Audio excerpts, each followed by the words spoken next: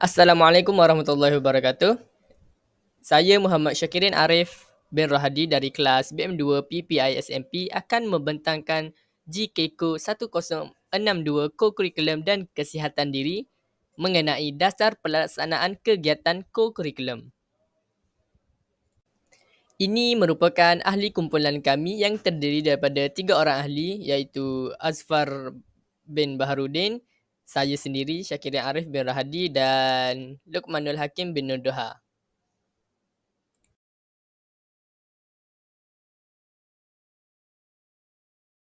Baiklah, yang pertama, saya akan menerangkan apa itu dasar utama yang kedua.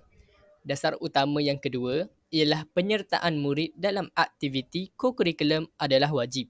Baik, bagi dasar ini, matlamat utama dasar ini adalah penyertaan setiap orang pelajar. Setiap pelajar hendaklah mengambil bahagian sekurang-kurangnya dalam salah satu gerak kerja pakaian seragam, satu kegiatan persatuan atau kelab dan satu kegiatan sukan atau permainan. Jadi hal ini bermaksud setiap seorang pelajar itu perlu menyertai sekurang-kurangnya satu jenis permainan, tidak kisahlah bola sepak ataupun badminton dan sebagainya. Selain itu, pengetua atau guru besar telah diperuntukkan kuasa untuk menubuhkan kelab atau persatuan di sekolah seperti dalam Peraturan 4 Peraturan-Peraturan Pendidikan. Hal ini bermaksud guru besar di sebuah sekolah boleh menubuhkan sebuah kelab baharu bagi sekolah tersebut. Sebagai contoh, di mana dapat kita lihat pada zaman kini yang lebih di mana murid-murid sekini lebih berminat dengan e-sport iaitu permainan elektronik. Jadi, pengetua atau guru besar boleh menubuhkan kelab e-sport bagi sesebuah sekolah tersebut.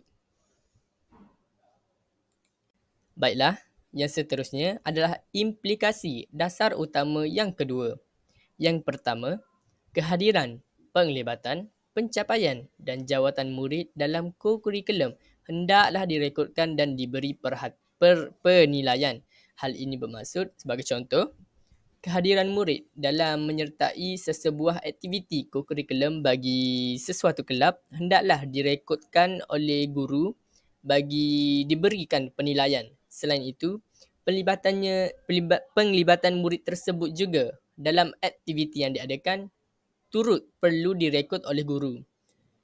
Seterusnya, kehadiran merupakan 50% ditambah pula dengan penglibatan 20%, ditambah pencapaian 20%, ditambah pula jawatan 10% dan bonus 10% akan menjadi 100% mengikut dasar utama.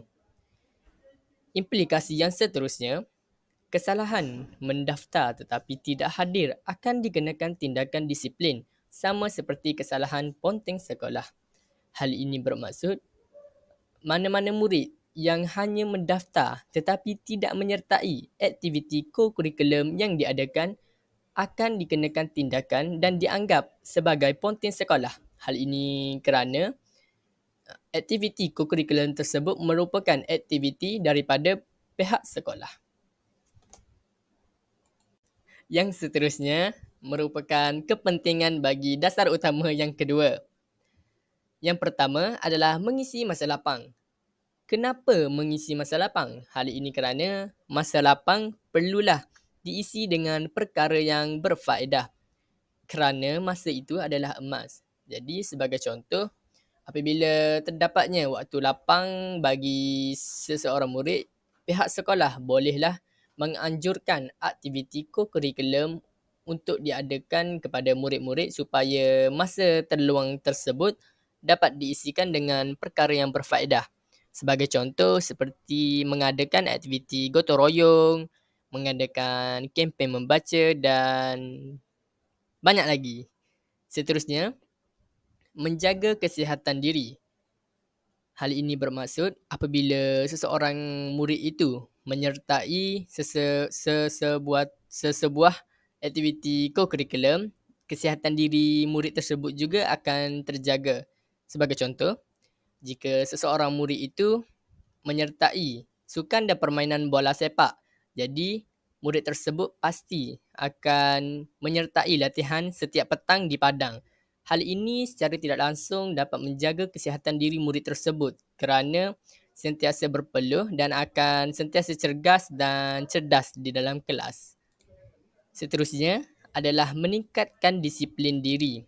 Hal ini bermaksud disiplin diri murid yang menyertai aktiviti ko-kurikulum juga akan terjaga. Sebagai contoh, jika seseorang murid itu menyertai sukan dan permainan bola sepak, jadi murid tersebut akan terdorong untuk menempati waktu dalam mengikuti jadual latihan. Dan seterusnya adalah memupuk perpaduan. Perpaduan ini dapat dipupuk bukan sahaja dari segi sesama kaum tetapi perpaduan dari segi berbeza kaum juga dapat dipupuk antara para pelajar. Sebagai contoh, terdapat sebuah sekolah di mana pelajarnya terdiri daripada kaum Cina, Melayu maupun India. Jadi, bagi sukan dan permainan bola sepak merupakan sukan dan permainan yang memerlukan kerjasama antara rakan sepasukan. Jadi, apabila sesebuah kelab bola sepak itu ataupun pasukan kelab bola sepak itu terdiri dari pelbagai kaum, hal ini secara tidak langsung akan memupuk perpaduan antara sesama kaum bagi memenangi sesebuah perlawanan. Kepentingan yang seterusnya adalah dapat membina jati diri. Setiap manusia mempunyai jati diri masing-masing. Jadi, apabila seseorang murid itu menyertai aktiviti ko-kurikulum yang diadakan oleh pihak sekolah, jati diri dalam murid tersebut dapat dipupuk secara tidak langsung. Seterusnya, dapat mencukil bakat baharu. Sebagai contoh, seorang murid yang biasanya senyap sahaja di dalam kelas tetapi mempunyai bakat dalam bermain bola sepak. Jadi, apabila murid tersebut menyertai aktiviti ko-kurikulum yang berkaitan dengan kelab bola sepak iaitu bermain bola sepak di padang, jadi bakat yang ada dalam diri murid tersebut akan menyelah secara tidak langsung dan akan digilap oleh guru untuk menjadikan bakat tersebut lebih baik. Kepentingan yang seterusnya dapat memupuk sifat kepimpinan. Hal ini sebagai contoh dalam mana-mana aktiviti sukan dan permainan macam bola sepak, terdapat satu ketua ataupun kapten bagi memimpin sebuah pasukan.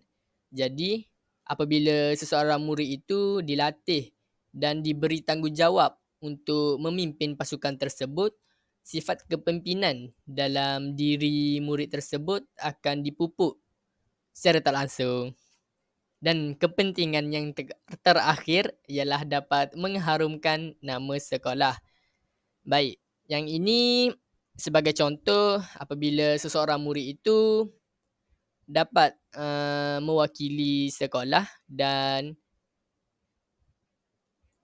murid itu memenanginya, nama sekolah juga akan tersebar dan akan naik secara tak langsung. Baiklah, yang seterusnya adalah peranan murid dalam menyertai aktiviti ko-kurikulum. Yang pertama, mendaftar dan menyertai aktiviti yang dianjurkan. Hal ini bermaksud setiap murid perlulah menyertai aktiviti yang dianjurkan oleh pihak sekolah. Sebagai contoh, semua murid perlulah hadir dan bagi menjayakan aktiviti yang diajarkan. Seterusnya, aktif dan memberi kerjasama terhadap aktiviti yang dianjurkan oleh pihak sekolah. Para murid boleh juga memberi kerjasama dengan menolong guru dalam menyediakan tempat bagi menjayakan aktiviti tersebut. Seterusnya, menanam sifat ingin mencuba. Hal ini bermaksud pihak murid perlulah menanam sifat ingin mencuba dalam diri masing-masing. Sebagai contoh, saya tidak pernah menyertai mana-mana sukan dan permainan golf sepanjang hidup saya. Jadi, apabila pihak sekolah mengadakan aktiviti sukan dan permainan golf, jadi saya menanamkan sifat ingin mencuba permainan golf dalam diri saya bagi menjayakan aktiviti yang diadakan oleh pihak sekolah. Seterusnya, mematuhi arahan dan peraturan. Hal ini bermaksud supaya setiap aktiviti yang dianjurkan dapat dijalankan dengan lancar. Dan akhir sekali, murid perlulah berdisiplin. Hal ini sama sahaja seperti tadi, di mana murid perlulah mematuhi arahan dan setiap peraturan yang diadakan bagi menjayakan aktiviti yang dianjurkan.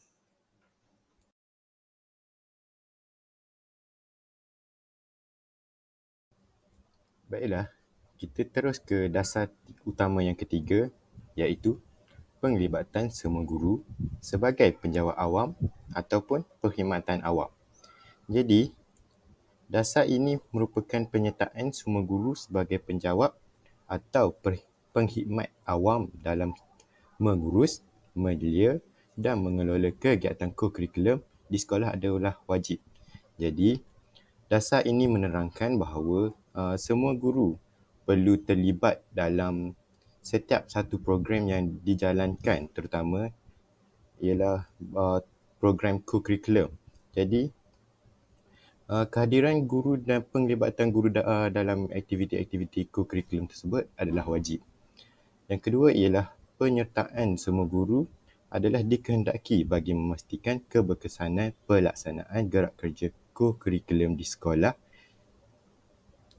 Jadi pernyataan ini diambil daripada perkara 5.2 dalam Surat Perkeliling Ikhtisas Bilangan 1 1985. Jadi ia menerangkan guru perlu hadir ketika aktiviti co-curriculum dijalankan supaya program co-curriculum tersebut berjalan dengan lancar dan lebih berkesan serta efektif kepada murid.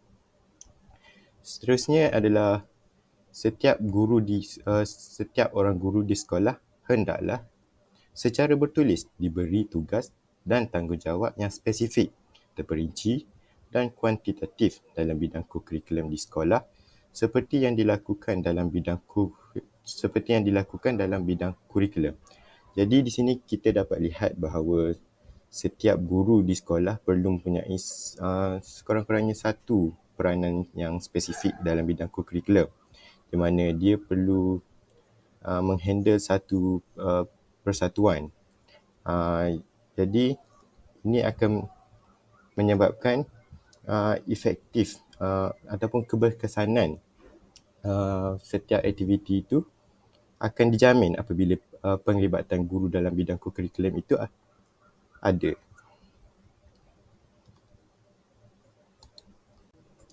Baiklah, seterusnya kita akan melihat apakah peranan dasar utama ini. Dasar utama yang ketiga ini. Yang pertama adalah menggalakkan semua murid supaya mengambil bahagian secara lebih aktif dalam kegiatan co-curriculum. Jadi, seperti yang dinyatakan dalam dasar utama yang ketiga, guru perlu terlibat dalam aktiviti tersebut.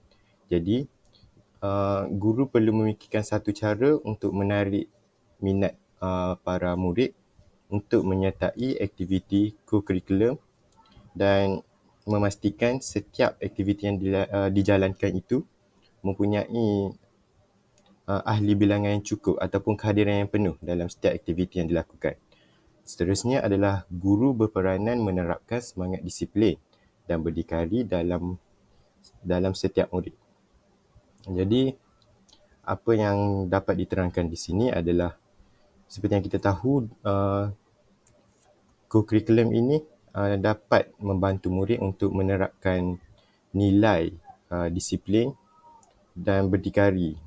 Jadi, untuk membuat murid mempunyai sikap tersebut, gurulah yang perlu menjadi ejen ataupun role model agar murid itu dapat belajar dan dapat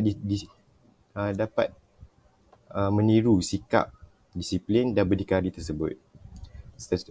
Yang seterusnya, peranan guru ialah sentiasa memantau penglibatan dan kehadiran semua murid. Jadi apabila guru tersebut terlibat dalam aktiviti kokurikulum, jadi dia perlu mengetahui berapakah bilangan para pelajar ataupun murid yang patut hadir dalam aktiviti tersebut, dan guru juga perlu memantau penglibatan agar yang pertama, agar keberkesanan ataupun matlamat aktiviti tersebut dapat dicapai oleh murid, dan yang kedua adalah jika berlaku sebarang kemalangan, jadi guru boleh bertindak dengan lebih pantas agar kemalangan tersebut tidak menjadi lebih buruk. Baiklah, seterusnya kita beralih kepada tanggungjawab guru dalam dasar utama ketiga. Yang pertama ialah guru perlu mematuhi dasar pelaksanaan kokurikulum KPM dan sekolah serta perkeliling-perkeliling yang berkaitan dengan kokurikulum. Jadi, setiap aktiviti ataupun perkara yang ingin dilakukan dalam kokurikulum mestilah mempunyai satu punca kuasa, iaitu perkeliling-perkeliling. Jadi, dalam perkeliling tersebut akan terdapat undang-undang ataupun peraturan yang harus dipatuhi oleh guru dan murid-murid. Jadi, guru haruslah mematuhi dasar pelaksanaan kokurikulum agar matlamat dapat dicapai dalam setiap program yang dilakukan. Seterusnya ialah guru perlu memastikan mesyuarat agung diadakan bagi tujuan melantik ahli jawatankuasa dalam kalangan murid. Jadi perkara ini harusnya ataupun guru perlu memastikan bahawa mesyuarat agung ni perlu diadakan setiap tahun untuk melantik jawatankuasa. Yang ketiga adalah guru perlu memastikan minit mesyuarat dan laporan aktiviti disediakan dan difailkan. Jadi guru perlu meminta daripada setiausaha kelab persatuan ataupun badan beruniform, iaitu minit mesyuarat yang telah direkodkan dan laporan aktiviti yang telah ditulis untuk menjadi satu bahan bukti ataupun apakah perkara yang telah dilakukan oleh murid-murid sepanjang murid tersebut berada dalam kelab ataupun badan persatuan tersebut. Yang keempat adalah memastikan ada perlembagaan dan peraturan yang perlu dipatuhi oleh ahli-ahli persatuan. Jadi ada sesetengah persatuan ataupun badan beruniform yang mempunyai induk dia seperti kadet polis, pengakap. Jadi badan beruniform tersebut telah mempunyai perlembagaan dan peraturan yang telah ditetapkan oleh badan induk tersebut. Namun untuk kelab ataupun badan yang masih belum mempunyai badan induk, jadi guru perlu memastikan bahawa ada peraturan di dalam persatuan tersebut agar murid tersebut tidak melanggar sebarang kesalahan ataupun membuat kesalahan, dan ini akan menerapkan lagi nilai disiplin dalam diri murid. Yang terakhir iaitu yang kelima ialah guru perlu memastikan jawatankuasa menjalankan tugas seperti yang terkandung dalam perlembagaan. Jadi guru, selain daripada memastikan mesyuarat agung terjadi, guru juga perlu memastikan bahawa jawatankuasa menjalankan tugas dengan berintegriti ataupun murid-murid tersebut yang mempunyai jawatan dalam persatuan tersebut tidak melakukan kerja sambil lewa, dan mereka semua menjalankan tugas dengan baik dan bertanggungjawab. Baiklah, kita beralih kepada kepentingan dasar utama yang ketiga. Yang pertama sekali adalah kehidupan sihat kepada guru, di mana guru akan keluar daripada satu ruangan kerja uh, di mana mereka akan melakukan aktiviti co-curriculum bersama murid. Jadi, ini akan menyebabkan tubuh badan mereka lebih sihat, malah minda ataupun secara psikologinya juga guru tersebut akan lebih sihat kerana mereka, sebagai contoh, kalau mereka stres dengan kerja-kerja yang ada di sekolah, jadi dengan melibatkan diri dalam aktiviti-aktiviti co-curriculum akan membantu mereka untuk merilis ataupun melepaskan tekanan kerja tersebut. Jadi ini akan beri satu efek yang baik kepada tubuh badan dan juga psikologi seorang guru. Yang kedua adalah memastikan guru tidak mengambil sebarang enteng. Jadi setiap kerja yang diberikan untuk menghandle ataupun mengurus satu aktiviti co-curriculum, guru akan lakukan dengan betul-betul, dengan bertanggungjawab, di mana guru tersebut akan memastikan bahawa program tersebut akan dijalankan dengan baik dan dengan betul, dan matlamat matlamat program tersebut dijalankan dapat difahami oleh semua murid. Seterusnya, melancarkan aktiviti. Jadi, kehadiran guru dalam aktiviti co-curriculum ini akan melancarkan aktiviti di mana guru akan menguruskan segala aktiviti di mana dia akan merancang apa yang akan dibuat, dia akan mengambil kira segala faktor dan matlamat di mana aktiviti ini akan dilakukan untuk apa, aktiviti ini akan dilakukan di mana. Jadi semua perkara-perkara tersebut akan diuruskan oleh guru. Jadi program yang akan dijalankan itu akan berjalan dengan lancar juga.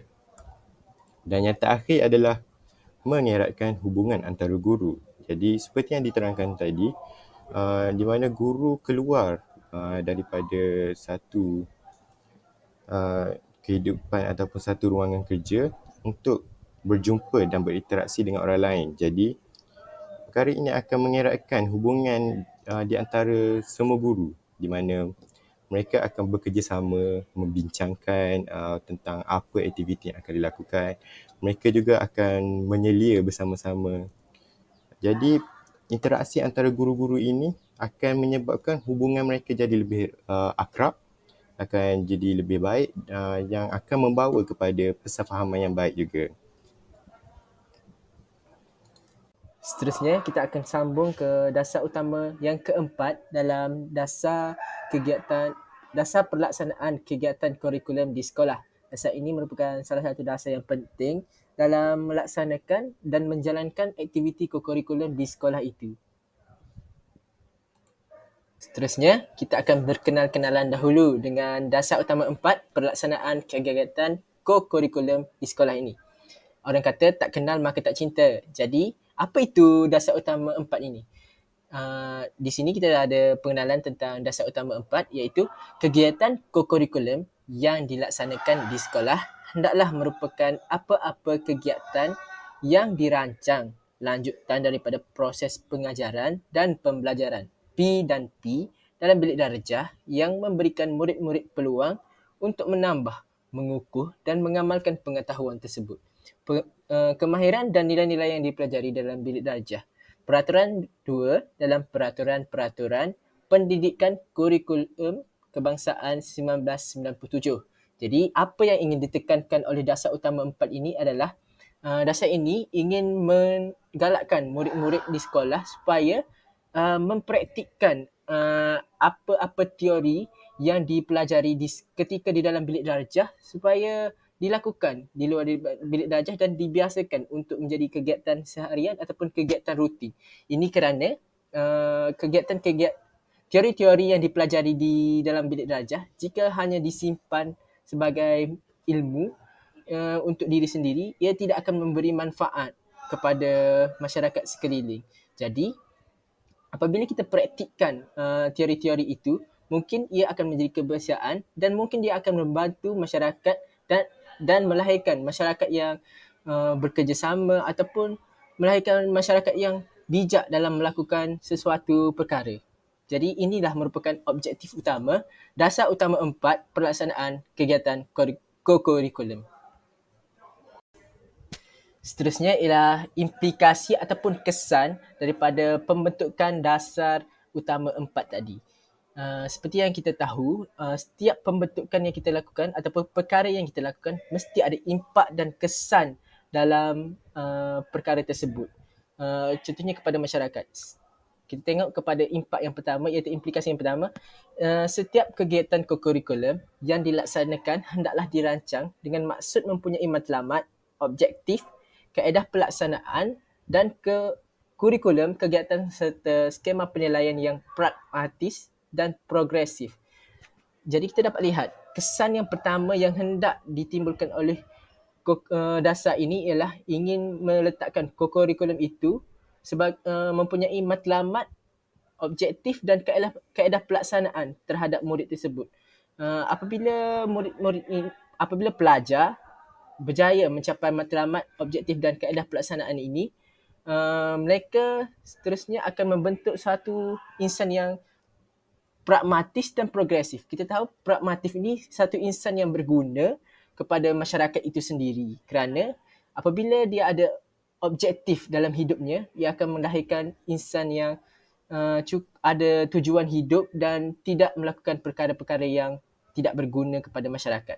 Progresif pula bermaksud moden, membangun dan maju.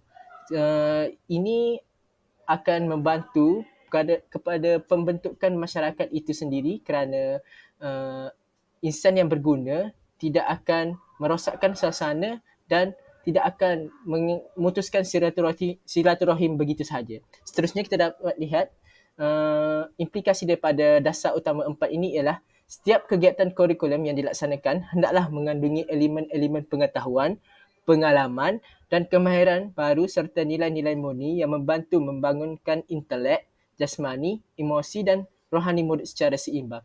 Jadi kita dapat lihat di sini nilai-nilai murni yang harus dibentuk melalui pengetahuan dan pengalaman yang diperolehi semasa kegiatan luar bilik darjah, seperti contohnya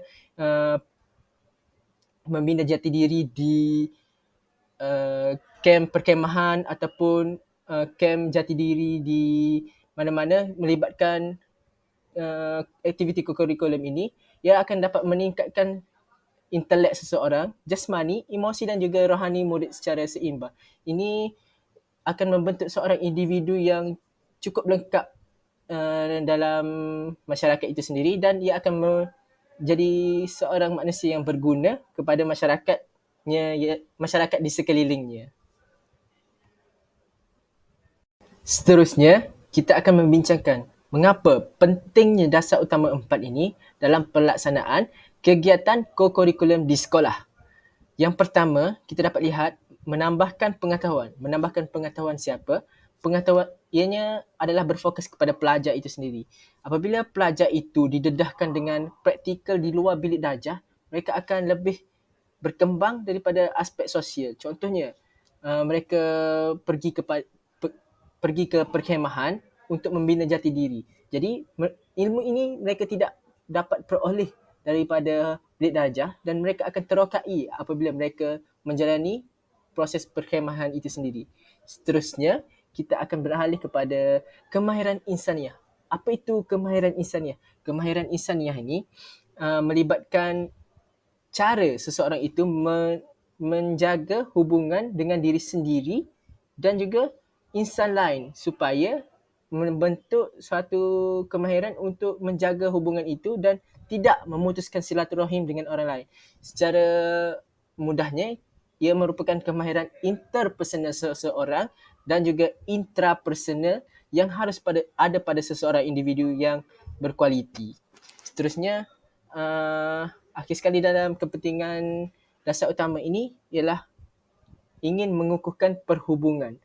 Apa yang ingin ditekankan di sini, hubungan yang ingin diperkukuhkan itu adalah hubungan antara pelajar-pelajar, murid-murid dan orang sekeliling itu sendiri. Apabila adanya jati diri ataupun sifat yang diterapkan melalui program-program tersebut, pelajar-pelajar ini akan tahu untuk menjaga hubungan dan mengukuhkan lagi hubungan dengan orang lain. Jadi itu saja kepentingan dalam melaksanakan dasar utama 4 yang ada dalam kegiatan pelaksanaan kurikulum sekolah ini. Akhir sekali, iaitu peranan dalam pelaksanaan kegiatan kurikulum ini di sekolah. Siapakah yang berperanan dalam melaksanakan dasar utama ini di sekolah? Jadi peranan ini berfokuskan kepada guru yang terutamanya. Peranan yang pertama ialah merancang dengan teliti kurikulum bagi mencapai matlamat yang dikehendaki. Jadi guru itu sendiri perlulah merancang aktiviti kurikulum yang harus dilakukan oleh pelajar supaya aktiviti-aktiviti itu dapat berjalan dengan lancar dan tidak ada perkara yang boleh merencatkan perjalanan aktiviti kurikulum itu boleh berlaku. Seterusnya, guru juga berperanan dalam menganjurkan dan mengelola pertandingan yang melibatkan semua pelajar. Jadi, gurulah yang akan menjadi penganjur utama. Jadi, kalau di sekolah itu, dalam pertandingan itu, guru akan menjadi pengadil ataupun menjadi ekskul-ekskul yang bertugas bagi pertandingan itu, mencapaikan hadiah ataupun sebagainya. Seterusnya, guru juga akan menggalakkan pelajar untuk menyertai kegiatan kurikulum. Jadi di sini guru harus memastikan semua pelajar di sekolah menyertai kegiatan kurikulum yang dijalankan. Sebagai contoh, adanya dasar yang mewajibkan murid menyertai sukan, iaitu satu murid satu sukan. Jadi guru di sini akan memastikan murid-murid itu setidaknya akan memasuki satu sukan. Tidak kiralah apa sukan sekalipun, asalkan murid itu berjaya dalam melakukan satu aktiviti sukan ataupun kurikulum yang boleh mereka kuasai. Jadi mungkin itu sahaja tentang peranan dalam kegiatan kurikulum, peranan pelaksanaan kegiatan kurikulum ini di sekolah.